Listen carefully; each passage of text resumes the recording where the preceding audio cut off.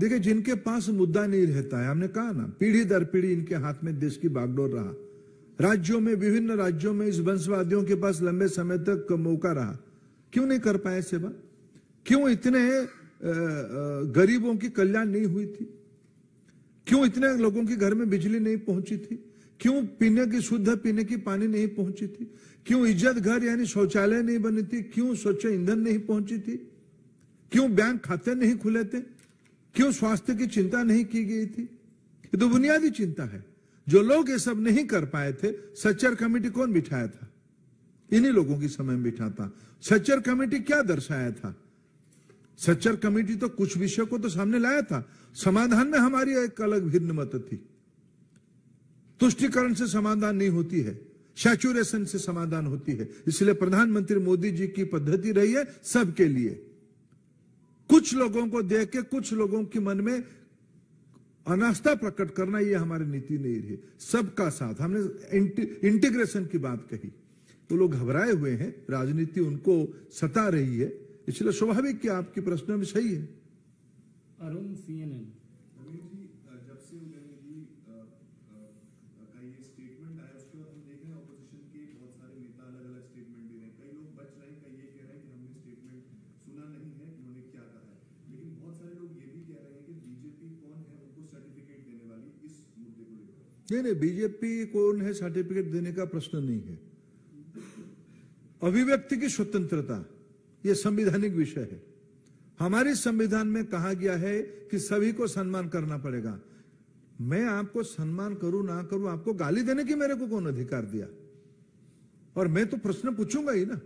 राम सेतु को आपने विरोध किया था, राम मंदिर के अस्तित्व पे आपने प्रश्न उठाया था। सुप्रीम कोर्ट ने कहा राम मंदिर वही होनी चाहिए। जन आंदोलन हुआ, यह उपलब्धि है। लेकिन सुप्रीम कोर्ट ने कहा।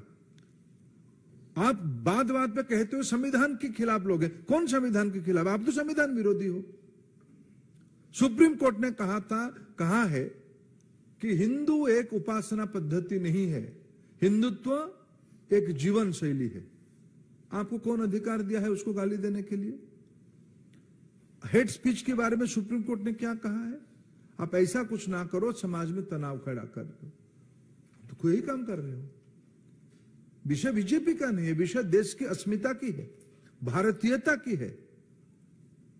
आप समाज में जब आपको मूल विषय में आपको बताऊं, सच में इनके मन में पीड़ा है कि विश्व भर के नेता आके प्रधानमंत्री जी का प्रशंसा करेंगे, पूछेंगे डिजिटल इकोनॉमी में आप इतने गरीबों को कैसे पैसा पहुंचा रहे हो, आपकी यूपीआई कैसे सफल हो रहा है, आपने इतने घरों में चावल कैसे पहुंचाने के लिए रचना पीडीएस सिस्टम को लगाया डिजिटली, आप इतने वैक्सीन कैसे लगाए, 225 करोड़ वैक्सीन बनाया, लगाया, बूस्टर डोज भी लगाया, 25 बिलियन की मेडिसिन हमने एक्सपोर्ट किया। कैसे किया?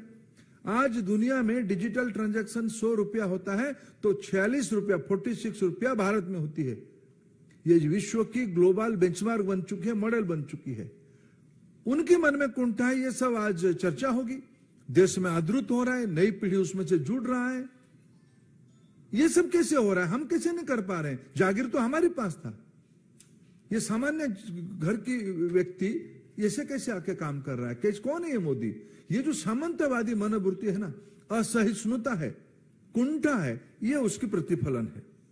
आनंद, भारत 24। सर, जब इस मुद्दे पर स्टालिन से पूछा गया तो उन्होंने 9 दंगे 2002 और बाकी दंगों को लेकर बातें वहीं खत्म कर दी। तो आपका स्टैंड क्या है? देखिए, उनके घर में मैं तो आज एक विषय आपको याद दिलाऊं। अगर उदय निधि, नाम क्या है? उदय और निधि, अगर अपनी मां को पूछ लेते कि मां मैं ये कहने जा रहा हूं, मां को मैं मेरा बड़ा आदर करता हूं, आदरणीय स्टालिन जी की धर्मपत्नी को, नाम है दुर्गा जी, रोज शक्ति का दर्शन करते हैं। ये भारतीयता है। अगर थोड़ा बहुत पूछ लेते ना, दंगा 2014 के बाद भारत में नहीं के बराबर है। आज भाईचारा की सरकार है, विकास की सरकार है, सौहार्द की सरकार है।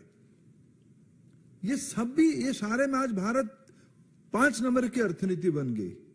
पीड़ा उस विषय की है। आमोद राय, TV9।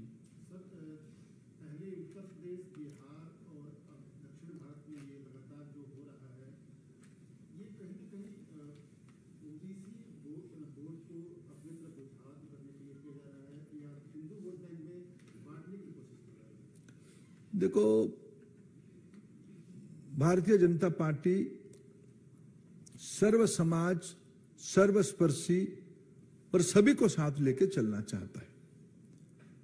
आज जो बीजेपी की जनाधार बना है, जो 2014 में प्रधानमंत्री जी पहला भाषण में पार्लियामेंट की सेंट्रल हॉल में कहा था, मेरे सरकार देश की गरीब, महिला, वंचित, अनुसूचित जाति, जनजाति के प्रति समर्पित रहेगा। पिछले 9 सालों में उसमें हमने काम किया है।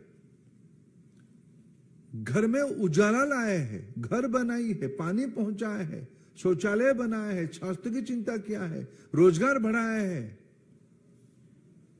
इस साल बजट में 10 लाख करोड़ रुपया की कैपेक्स इंप्लीमेंट हो रहा है, रोजगार बढ़ रही है। भारत दुनिया की स्किल हब बन रहा है। इसमें हम विश्वास करते हैं।